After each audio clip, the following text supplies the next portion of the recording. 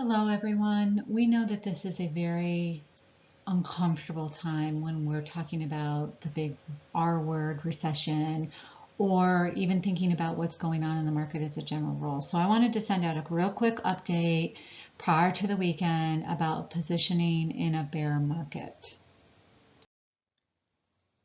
I wanted to share with you this particular slide on stock market bull and bear cycles. Now, this is the S&P 500 price index since 1956, bear markets with recessions shaded. And for the purpose of this chart, bear markets are 20% or more decline in prices from peaks to the trough. A bull market will begin at the market bottom, so that would be at the trough. So bear market from peak to trough, and bull market from trough to the next peak. Well, bear markets are unavoidable. Bull markets traditionally are much longer and have much larger returns. And a lot of people have said to me, how long do you think this will last? When will the bleeding, for lack of a term, stop?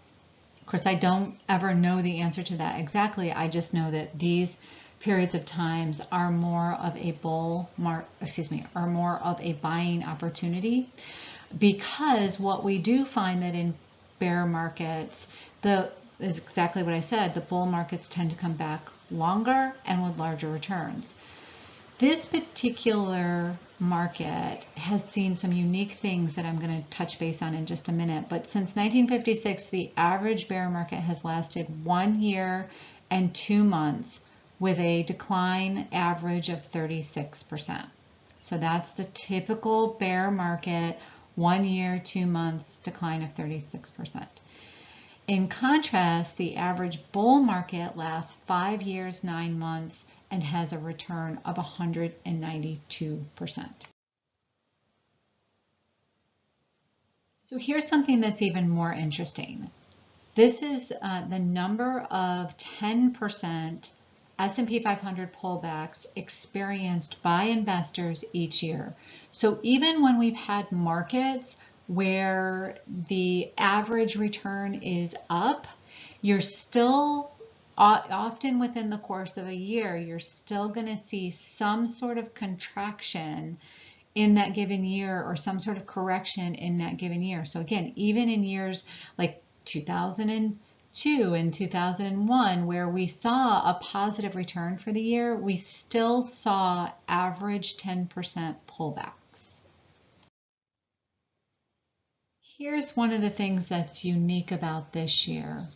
Historically, when we see the bond market pull back, it's not as significant as this particular year's pullback.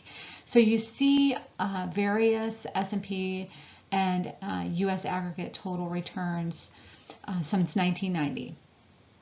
And definitely there are years where, like in 1994, which is a very similar period of time with inflation, there were certainly rate hikes. In 1999, there was some inflationary worries.